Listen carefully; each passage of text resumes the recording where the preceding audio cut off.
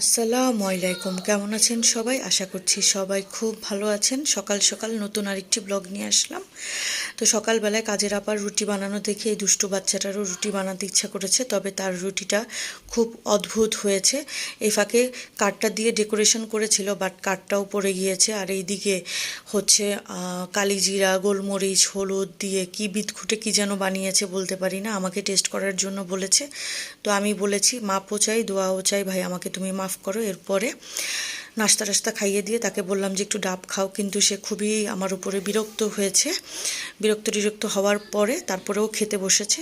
তো যাই হোক, তাকে খেতে বসিয়ে দিয়ে আমি একটু রেসিপি ভিডিও নিয়ে বানাবো, এই জন্য আমি প্রিপারেশান নিচ্ছিলাম। তো এইদিকে আমি হাফ কেজি মাংস নিয়ে নিয়েছি। আজকের রেসিপিটা থাকবে হচ্ছে বাচ্চাদের জন্য। তারা টিফিনে তো বাইরের খাবার খুব পছন্দ করে। তো তারা যেগুলো পছন্দ করে সেগুলোর মতোই যদি আমরা কিছু বানাতে পারি তাহলে মন্দ কি হয়, তাই না? তো আমি এখানে হাফ কেজি গরুর মাংস নিয়েছি।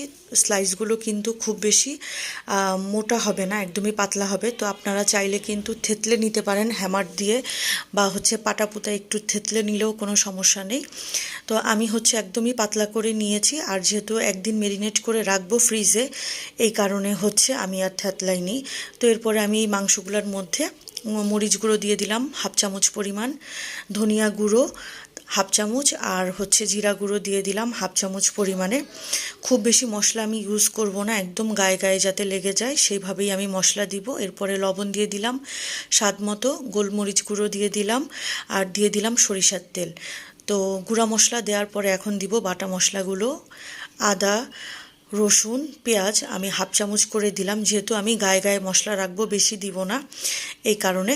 তারপরে আমি সবগুলো মশলাকে খুব সুন্দর করে এখন হাত দিয়ে খুব ভালো করে মাখিয়ে নিব। এরপরে হচ্ছে যে আমার মশলাগুলো কিন্তু বেশি হয়নি, একদমই গায়ে গায়ে কিন্তু লেগেছিল। তারপরে আমি একদিনের জন্য এটাকে ফ্রিজে রেখে দিব। আচ্ছা, এরপর এখন একদিন পরে আমি দেখতেই পাচ্ছেন মাংসগুলো থেকে কিন্তু পানি বেশি অতিরিক্ত বের হয়নি। তো আমি এখন আধা ঘন্টা আগে নামিয়ে নিয়েছি। এখন মাংসগুলোকে আমি ভেজে নিব। তো এখানে আমি সরিষার তেল আর সয়াবিন তেল দুটোই অ্যাড করেছি, আপনারা চাইলে যে কোনো একটা ইউজ করতে পারেন।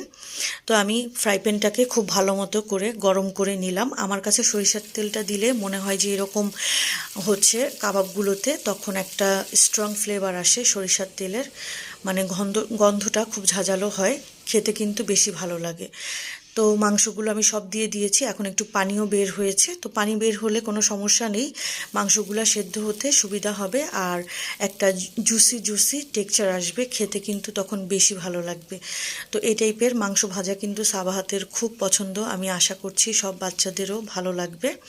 তো আমার মাংসগুলো এপিট ওপিট করে আমি খুব ভালো করে ভেজে নিচ্ছিলাম। আর বেশি ভাজা লাগবে না, কারণ হচ্ছে যেহেতু হচ্ছে বাচ্চারা খাবে, তো হালকা একটু লাল লাল হয়ে আসলেই আমি নামিয়ে নিচ্ছি।